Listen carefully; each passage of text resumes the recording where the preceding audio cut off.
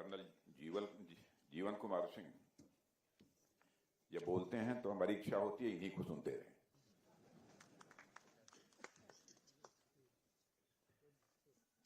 लेकिन मेरे बारे में कुछ जरूरत से ज्यादा बातें कह दी हैं।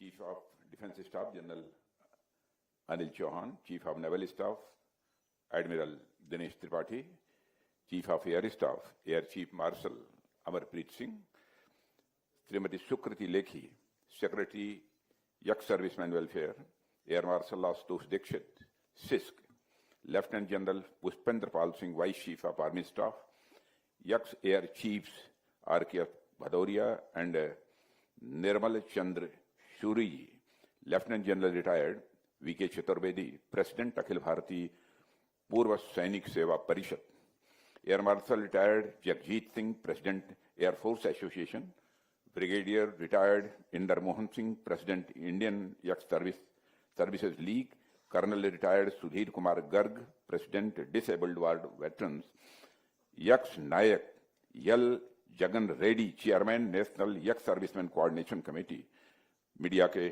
मित्रों और यहां पर मौजूद हमारे सभी सम्मानित वेटरन्स, सबसे पहले तो इस वेटरन्स डे के अवसर पर भारत में रहने वाले और दुनिया के किसी भी देश में रहने वाले जो भी हमारे वेटरन्स हैं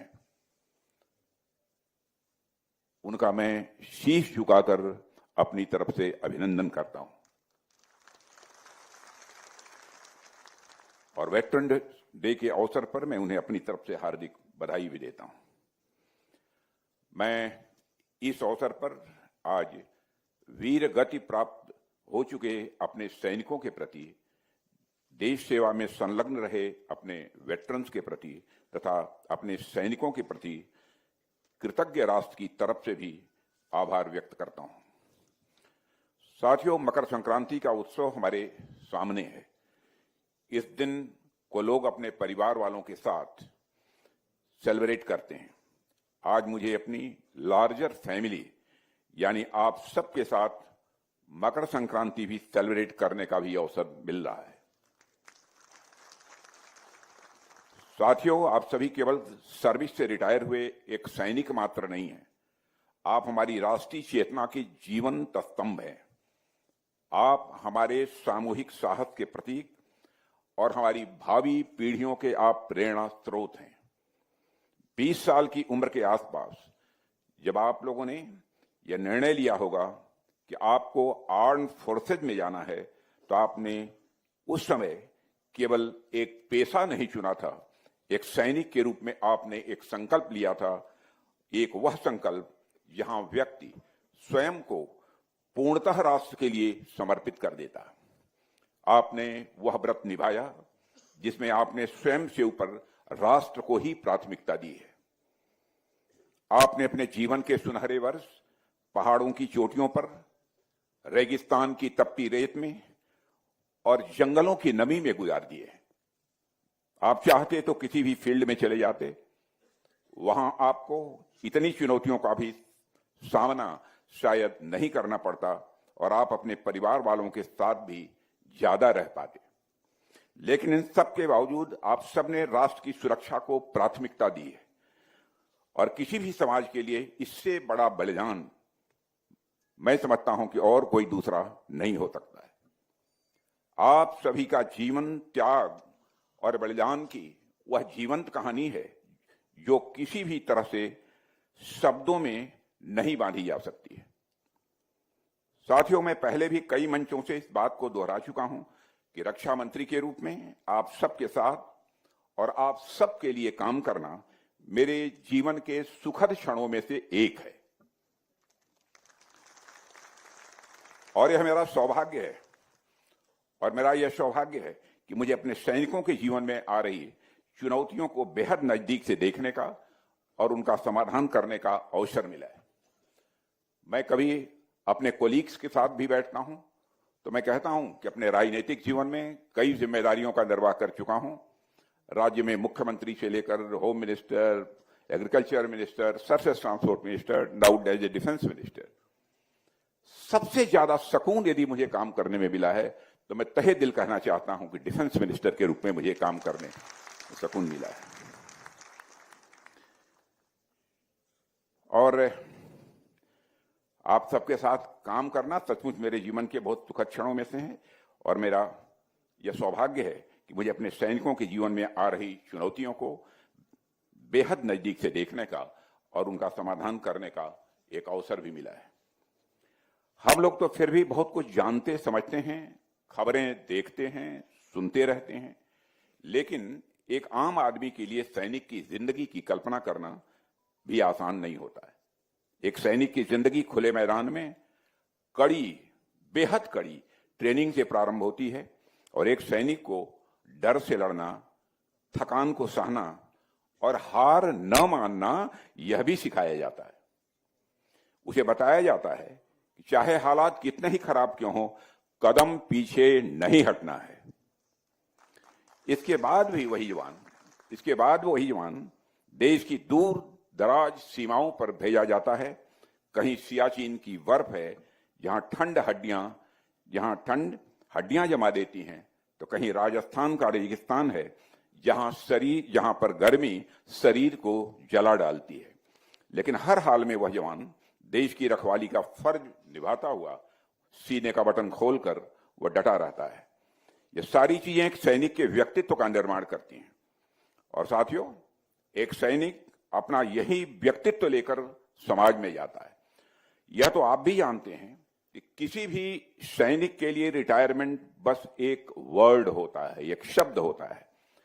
असल मायने में कोई सैनिक कभी रिटायर होता ही नहीं है। और आप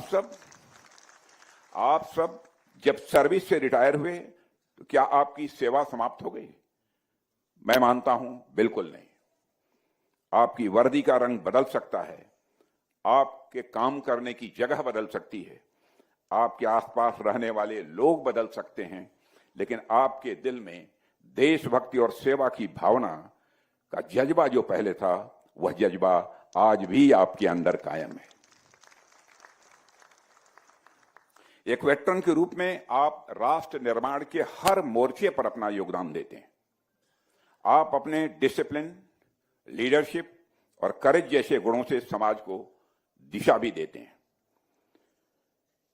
साथियों, आज हम सब देख रहे हैं कि देश के कोने कोने में हमारे वेटरन्स विभिन्न क्षेत्रों में बहुत बेहद अग्रणी भूमिका निभा रहे हैं। कई वेटरन्स शिक्षा के क्षेत्र में और विशेष रूप से मिलिट्री स्कूल्स में युवा पीढ़ी को संभाल रहे हैं। कई कृषि के क्षेत्र में नई टेक्नोलॉजीज का यूज करके किसानों की आमदनी बढ़ाने में अपना योगदान दे रहे हैं। कई वेटरन्स डिजास्टर मैनेजमेंट में अपने अनुभवों का उपयोग करते हुए बाढ़, भूकंप जैसी प्राकृतिक आपदाओं के समय रिलीफ एंड रेस्क्यू ऑपरेशंस में भी अपना योगदान करते हैं।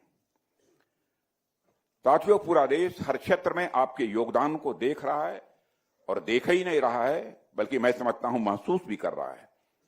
और हमारी सरकार का भी यह मानना है कि हमारे सोल्जर्स और हमारे वेटरन्स देश के मजबूत स्तंभ हैं। उनकी देखभाल करना हमारा नैतिक और यह भावनात्मक कर्तव्य है।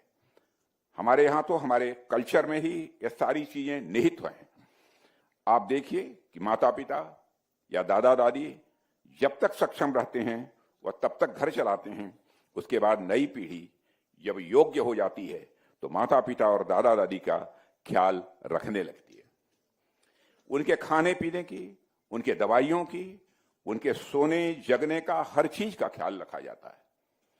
यहां तक कि घर के बड़े फैसले भी उनसे पूछ कर लिए जाते हैं।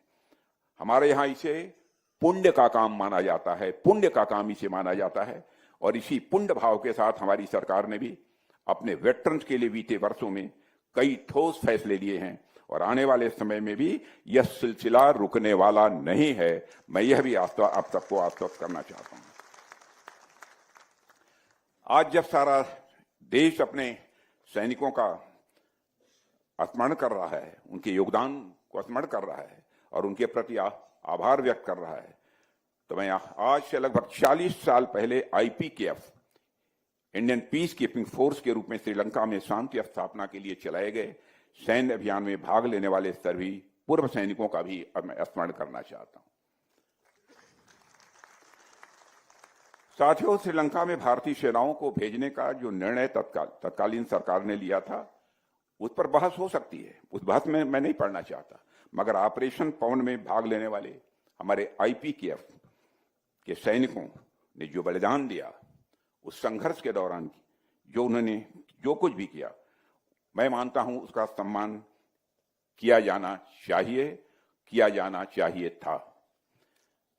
ऑपरेशन पवन में भारतीय सेनाओं ने अद्भुत साहस, शौर्य और पराक्रम का परिचय दिया है। कई सैनिकों ने कर्तव्य की राह पर चलते हुए वीर गति प्राप्त की है। उनका साहस और उनका बलिदान हमारी आने वाली पीढ़ियों के लिए तो प्रेरणा होना ही चाहिए, इसमें भी कहीं दो राय नहीं हो सकती है। मुझे प्रसन्नता है आज प्रधानमंत्री नरेंद्र मोदी के नेतृत्व में हमारी सरकार ऑपरेशन पवन में भाग लेने वाले शांति सैनिकों के योगदान को न केवल खुले मन से स्वीकार कर रही है, बल्कि उनके योगदान को हर स्तर पर रिकॉग्नाइज करने की प्रक्रिया भी चल रही है। और हमारे प्रधानमंत्री ने जब 2015 में अपनी श्रीलंका की यात्रा पर वह गए थे, तो उन्होंने आईपीकेएफ मेमोरियल पर अपनी तरफ से भारतीय सैनिकों को श्रद्धांजलि भी अर्पित करने का काम किया था। हम नई दिल्ली स्थित जो यहां पर नेशनल वार मेमोरियल है, वार मेमोरियल पर भी आईपीकेएफ के शांति सैनिकों के योगदान को रिकॉग्नाइज कर रहे हैं और हम उन्हें पूरा सम्मान भी दे रहे हैं। देवियों व सज्जनों, लंबे समय से चली आ रही वन रैंक वन पेंशन की मांग को सरकार ने पूरी ईमानदारी से साकार किया है। हमने उस असमानता को खत्म करने का प्रयास किया है जिसे हमारे वेटरन्स वर्षों से महसूस कर रहे थे। इस व्यवस्था को लागू होने से वेटरन के जीवन में न केवल फाइनेंशियल स्टेबिलिटी आई है, बल्कि यह भरोसा भी मजबूत हुआ है, देश उनके साथ न्याय करता है। लेकिन मैं यह भी स्पष्ट कर देना चाहता हूं कि यदि मैं इसकी चर्चा कर रहा हूं तो सरकार ने आपके ऊपर कोई एहसान नहीं किया है। जो कुछ भी आपके साथ किया जाना चाहिए, जितना किया जाना न्याय संगत है, वही सरकार ने किया है। साथियों, हेल्थ फैसिलिटीज को लेकर भी सरकार की सोच पूरी तरह से साफ है कि जिसने अपना जीवन देश के नाम कर दिया, उसके स्वास्थ्य के साथ भी कोई समझौता नहीं होना चाहिए। और इसको ध्यान में रखते हुए x serviceman contributory health scheme को लगातार मजबूत किया जा रहा है। और हमारा यह प्रयास है कि हेल्थ फैसिलिटी सिर्फ शहरों तक सीमित न होकर गांव और दूर दराज के इलाकों तक पहुंचे, ताकि रिमोट एरियाज में रहने वाले हमारे वेटरन्स को कोई तकलीफ न होने पाए। टेलीमेडिसिन के जरिए डॉक्टर से दूर बैठकर सलाह लेने की सुविधा भी निरंतर बढ़ाई जा रही है, ताकि उम्र या दूरी इलाज में रुकावट न बनने पाए। साथियों, सेना से रिटायर होने के बाद जीवन का नया अध्याय, नया चैप्टर शुरू हो जाता है। और हमारी सरकार का यह प्रयास है कि यह चैप्टर डिग्निटी और सेल्फ रिलायंस से भरा होना चाहिए।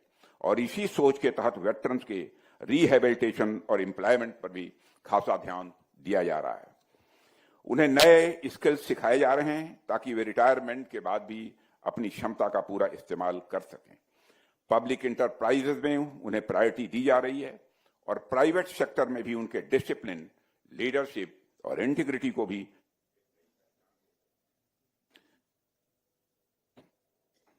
उनको नई पहचान मिल रही है। जो वेटरन्स अपना खुद का काम शुरू करना चाहते हैं, सरकार उन्हें भी आगे बढ़ने के लिए प्रोत्साहित कर रही है। रोजमर्रा की जरूरतों को लेकर भी व्यवस्था को सरल बनाने का प्रयास किया गया है। हाउसिंग स्कीम्स हो, लोन की फैसिलिटी हो या दूसरी वेलफेयर स्कीम्स हो, इन सबको वेटरन्स के अनुसार भी एकोमोडेट किया जा रहा है। देवियों और सज्जनों, अपने वेटरन्स के अलावा हम उन सैनिकों को भी उचित सम्मान कर रहे हैं जिन्होंने राष्ट्र के लिए अपना सर्वोच्च बलिदान दिया है। इसी भावना से हमने राष्ट्रीय समर स्मारक जैसे स्थान बनवाए जो हर नागरिक को यह याद दिलाते हैं कि आज हम जिस शांति और आजादी से हम जी रहे हैं, उसके पीछे कितने बलिदान छिपे हुए हैं। देश के अलग अलग हिस्सों में स्थानीय स्तर पर भी ऐसे स्मारकों को बढ़ावा दिया जा रहा है ताकि आने वाली पीढ़ियों के मन में भी सम्मान और कृतज्ञता का भाव यह निरंतर बना रहे। देवियों और सज्जनों, पॉलिसी और स्कीम्स अपने अपने स्थान पर महत्वपूर्ण होती हैं, लेकिन किसी भी राष्ट्र की वास्तविक शक्ति केवल कागजों पर लिखी स्कीम से मापी नहीं जा सकती है। राष्ट्र की असली शक्ति उस सोशल कॉन्शसनेस व सामाजिक चेतना से झलकती है जिसके साथ वो अपने सैनिकों और अपने वेटरन्स को देखता है। हमारे समाज द्वारा वेटरन्स को दिया जाने वाला सम्मान हमारे लिए एक बहुत बड़ी सोशल कैपिटल है, एक ऐसी सोशल कैपिटल जो जनरेशंस को जोड़ती है और राष्ट्र की आत्मा को भी मजबूत करती है। और यह हमारे लिए गर्व की बात है कि भारत में सैनिकों के प्रति आदर किसी आदेश या निर्देश से नहीं आया, बल्कि हमारे संस्कारों का यह स्वाभाविक एक विस्तार है।